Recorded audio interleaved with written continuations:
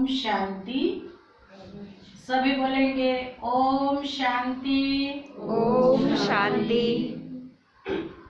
आज जागतिक महिला दिवस है और उस महिला दिवस के उपलक्ष्य में हम सभी एकत्रित हुए हैं।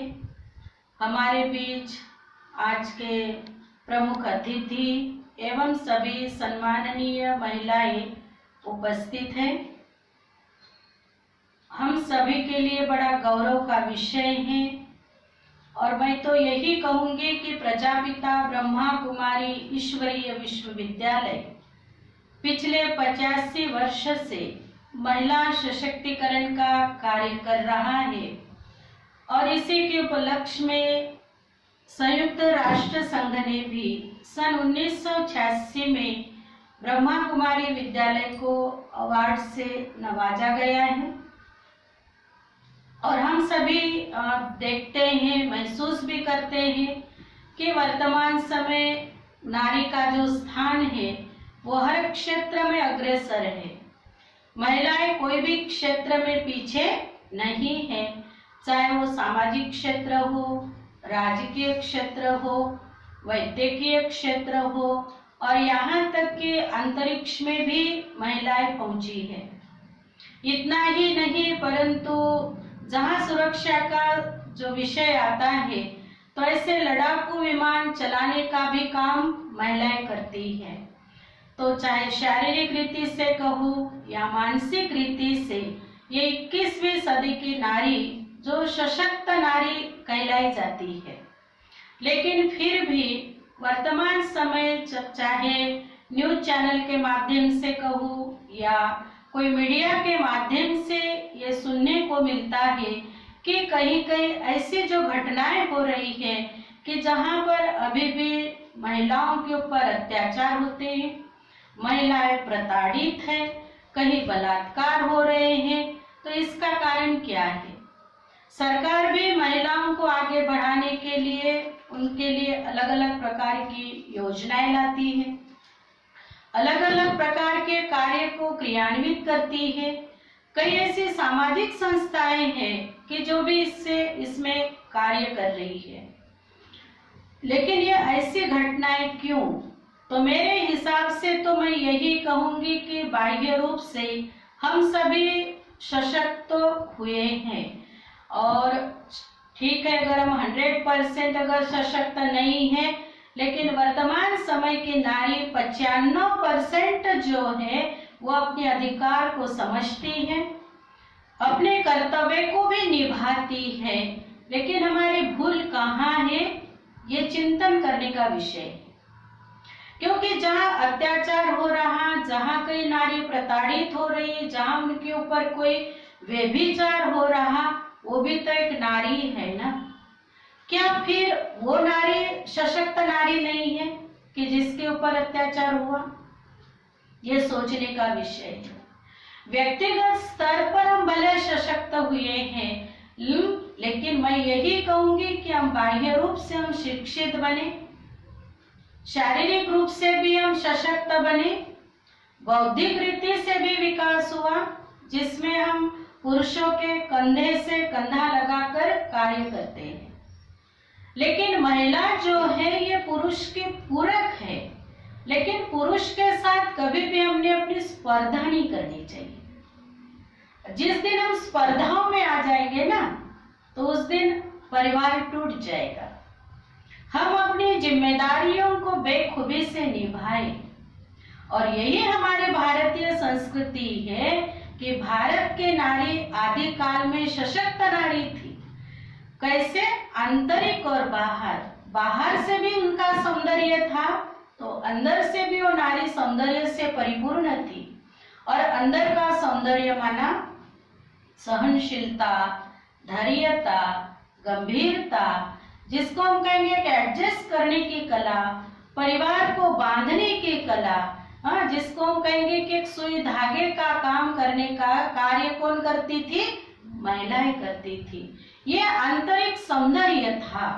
और जब वो नारी के अंदर आंतरिक सौंदर्य था तो चाहे वो लड़का हो या लड़की हो, जो निर्माण होते थे या पैदा होते होते थे कहो, या उनका जो भविष्य बनता था वो एक चरित्रवान युवा कहो तैयार होते थे। जिसका जीता जागता उदाहरण जीजाबाई का है। कहते कि जीजाबाई बचपन से ही शिवाजी महाराज को अपने संस्कृति की याद दिलाती थी कि तुम उस राम के वंश के हो, तुम उस कृष्ण के वंश के हो। उन्होंने असुरों का संहार किया, तो आपको भी आगे चल कर के ऐसे करना है।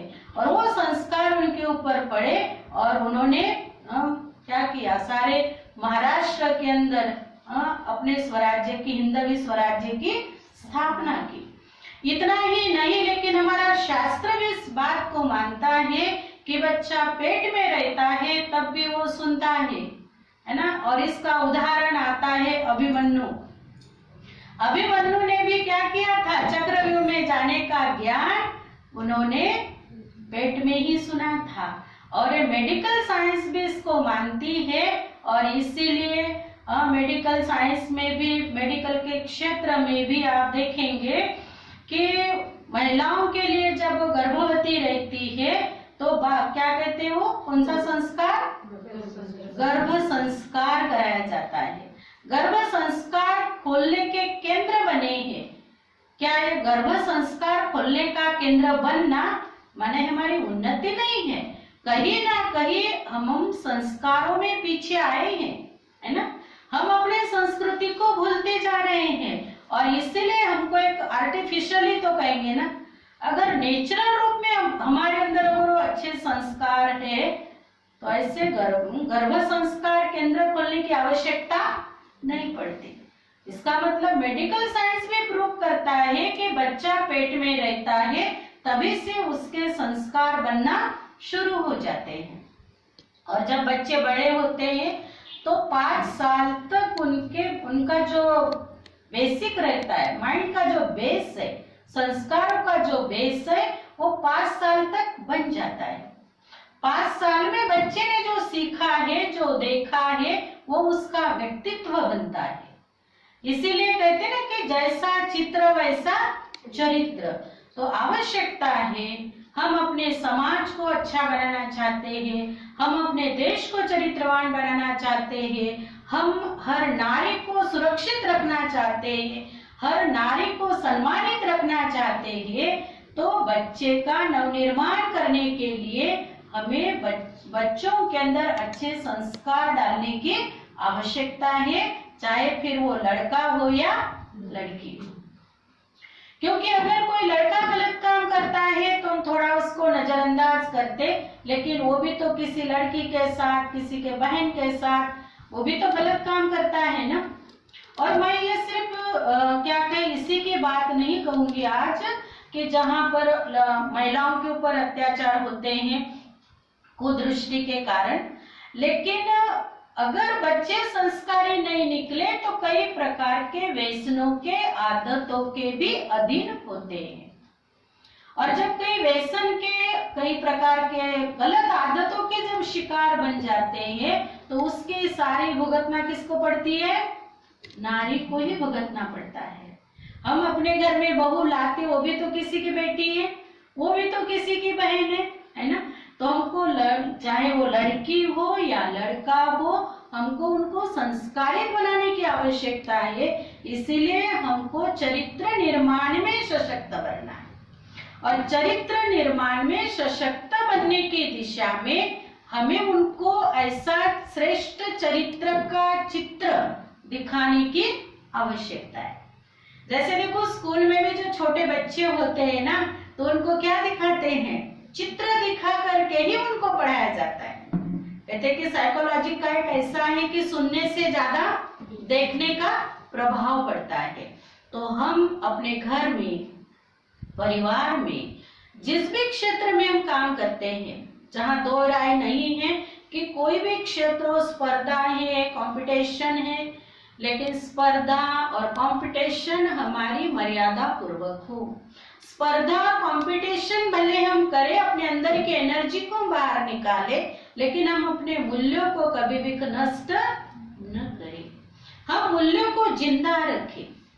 अगर हम मूल्यों को जिंदा रखेंगे तो ही हमारा जीवन मूल्यवान बनेगा, ये समाज मूल्यनिष्ठ बनेगा, ये देश मूल्यनिष्ठ बनेगा।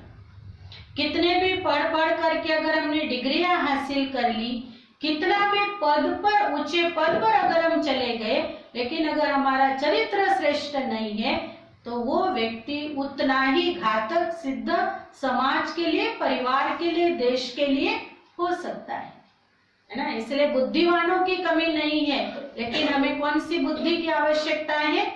दिव्य बुद्धि की आवश्यकता है। और ये दिव्य बुद्धि का प्रसाद कहो, ये कौन दे सकती है? ये माँ ही दे सकती है। इसलिए माँ को आदि शक्ति के रूप में उसका वर्णन होता है। माँ को देवी के रूप में माना गया है ना। तो हमको अपने जो हमारी वास्तविकता है नारी जाति की, उसको पहचानने की आवश्यकता है। मैं साधारण नारी नहीं हूँ, मैं अबला नहीं हूँ, लेकिन मैं शिव शक्ति हूँ। मैं साधारण नारी नहीं हूँ, लेकिन मैं वही देवी का स्वरूप हूँ। मैं साधारण नारी नहीं हूँ, लेकिन जिस मंदिर में जिसकी पूजा होती है मैं वही नारी हूँ। और मेरा घर ये सिर्फ ईंटे और क्या बोलते सीमेंट का एक बनाया हुआ स्ट्रक्चर नहीं है, लेकिन मेरा घर भी एक मंदिर है जहाँ पर सुख, शांति, आनंद, प्रेम और पवित्रता, वात्सल्य का एक वातावरण है। मैं समझती हूँ ऐसे वातावरण निर्माण करने का काम अगर कर सकती है तो कौन कर सकती है? महिला कर सकती है, नारी कर सकती है। और इस प्रकार से सशक्तिकरण की आवश्यकता है। ये वास्तव में सही सशक्तिकरण है, आंतरिक सशक्तिकरण। जब इस प्रकार से आंतरिक सशक्तिकरण होगा तो समाज श्रेष्ठ बनेगा, समाज का सशक्तिकरण होगा, देश का सशक्तिकरण होगा। क्योंकि आने वाली भावी पीढ़ी ही, चाहे वो लड़का हो या लड़की हो, और एक दो नहीं लेकिन संगठित रूप में आने वाली भावी पीढ़ी ही हमारे समाज का और देश का भविष्य है। तो अगर हम अपना उज्जवल भविष्य बनाना चाहते, चाहे देश का हो, समाज का हो, और सुरक्षित नारी अगर हम रखना चाहते हैं आने वाले समय में भी, तो हमारा कर्तव्य है स्वस्थ, सशक्त, पवित्र और दिव्यता पूर्ण परिवार की हम परवरिश करें। और ये परवरिश और पालना का जो संस्कार है वो माता में ही होता है, वो नारी में ही हो सकता है। पुरुष कितना भी भले धन कमाए, कितना भी पैसा ला करके दे, कितना भी बुद्धिमान हो, लेकिन पालना का संस्कार किसमें होता है? माँ में ही होता है। माँ चलना सिखाती है, माँ बोलना सिखाती है, तो हमको क्या बोलना, क्या नहीं बोलना, क्या किस रास्ते से चलना, किस रास्ते से नहीं चलना, है ना। और झुकने की कला, नम्रता की कला, ये सारी कलाएं जो ईश्वर ने हमारे अंदर हमें गॉड गिफ्ट के रूप में दिया हुआ है, और वो विशेष करके भारत के नारी में हमें गिफ्ट के रूप में मिला हुआ है। तो हम अपनी मिली हुई गिफ्ट को भूल जाते हैं और बाहर पाश्चिमात्य देशों की हम क्या करते हैं? कॉपी करते हैं। परंतु नहीं, हमारे भारतीय संस्कृति बहुत महान है, बहुत दिव्य है, बहुत भव्य है, तो उसको हमें उजागर करने की आवश्यकता है। तो इस दिशा में हम खुद का स्वचिंतन करें, खुद के लिए हम अभ्यास करें। जैसे हम औरों के लिए ध्यान देते हैं, ऐसे हम परिवार को ध्यान देते हैं। कोई आया गया उसका भी हम ध्यान रखते, हम खुद का भी ध्यान रखें। कैसा ध्यान रखें? हम अपने शारीरिक स्वास्थ्य का भी ध्यान रखें, उसको भी हम नजरअंदाज न करें। आज मैं यही कहूंगी कि अपने शारीरिक स्वास्थ्य का ध्यान रखें और दूसरा मानसिक स्वास्थ्य का भी हम ध्यान रखें। तो कई बार हम शारीरिक स्वास्थ्य का तो ध्यान रख भी लेते, लेकिन हमारा मानसिक स्वास्थ्य जो बिगड़ रहा है उसके तरफ हमारा नजरअंदाज हो जाता।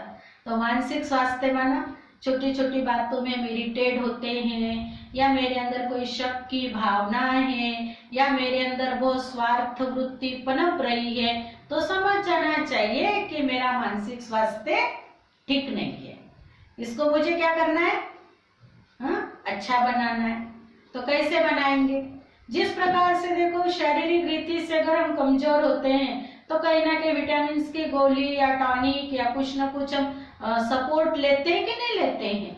तो मानसिक रीति से भी हम अशक्त है। आज की नारी मानसिक रीति में बहुत अशक्त है। और कौन से? ईर्ष्या, द्वेष, बदले की भावना, कंपटीशन, स्पर्धा, हाँ, इसको ही हमने अपने जीवन का एक हिस्सा बना लिया है, लेकिन ये हमारी वास्तविकता नहीं है। तो ये अगर हम खुद को चेक करें, खुद के लिए हम समय दें रोज, कि आज मेरे मन में जो संकल्प चले, मेरे मन में जो विचार आया, मैं सबके बीच में उठी बैठी या कार्य किया, मैंने अपना कर्तव्य तो निभाया, लेकिन मेरी मानसिक अवस्था कैसी रही, है ना? कहीं मैंने अपनी मानसिक जो बीमारी है, उस बीमारी वृत्ति से तो मैंने कर्म नहीं किया, है ना? और इस प्रकार से हम खुद के तरफ ध्यान देने की आवश्यकता है। फिर उसके लिए सपोर्ट क्या है? अगर मैंने रियलाइज किया कि हाँ मेरे अंदर इस प्रकार की कमी है, फिर उसको हम कैसे भरेंगे?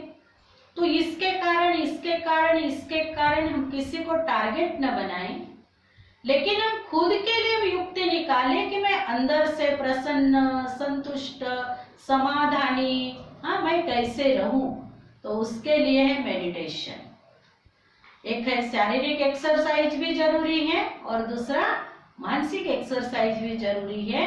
तो एक है मेडिटेशन, जिसको हम कहते हैं ध्यान करना। ध्यान माना किसका? भगवान का ध्यान बाद में, खुद का ध्यान करना। तो खुद का आत्मचिंतन करे, आत्म परीक्षण करे और फिर अपने को पॉजिटिव सकारात्मक विचारों से हम खुद को भरपूर करें। रोज कोई ना कोई ये खुद को स्वमान दे। जैसे कहे कि आज के लिए आज कहे कि मैं तो एक आदर्श महिला हूँ, आदर्श हूँ ना मैं, तो फिर मेरे सामने कई प्रकार के चैलेंजेस आएंगे कार्य करते हुए, लेकिन मुझे अपने आदर्श को नष्ट नहीं करना है।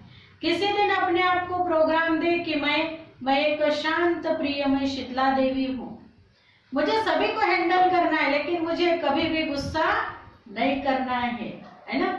किसी दिन अपने आप को कहे कि जिस दुर्गा माँ की पूजा करते मैं वही दुर्गा हूँ। अगर मेरे अंदर भी मुझे दुर्गुणों को आने नहीं देना है, लेकिन मेरे इर्द गिर्द अगर किसी के में कोई दुर्गुण है, कोई अवगुण है, तो मुझे क्या करना है? उनको प्यार से समझाना है। जरूरी नहीं है कि हर समय अगर हम क्रोधित होकर के किसी को कोई बात कहो माने, ऐसा नहीं होता है। हम गुस्से से कोई बात समझाते हैं ना, तो सामने वाले के अंदर जिद पैदा होती है। कहते हैं ना, प्रेम और प्यार का शब्द एक बहुत बड़ा शस्त्र है। प्यार से अगर उस सामने वाले के गलती को रियलाइज कराएंगे ना, तो गलती वो रियलाइज करता है। फिर वो चाहे आपका बेटा हो सकता है, चाहे आपका पति हो सकता है, चाहे आपका भाई हो सकता है, चाहे जिस भी क्षेत्र के अंदर आप काम करते आपके कर्मचारी भी हो सकते हैं। तो इस प्रकार से हम अपने वैल्यूज को पहचाने। नारी वास्तव में दिव्य गुणों की मूर्ति है, तो हम अपने वैल्यूज को पहचाने, अपने मूल्यों को हम पहचाने और उस मूल्यों का बीजारोपण हम स्वयं धारण करते हुए समाज के अंदर उस मूल्यों का बीजारोपण करने का हम प्रयास करें। वास्तव में यही सच्चा जागतिक महिला दिवस होगा, ऐसा मैं समझती हूँ। फिर से आप सभी को जागतिक महिला दिवस की बहुत बहुत शुभकामनाएं। ओम शांति।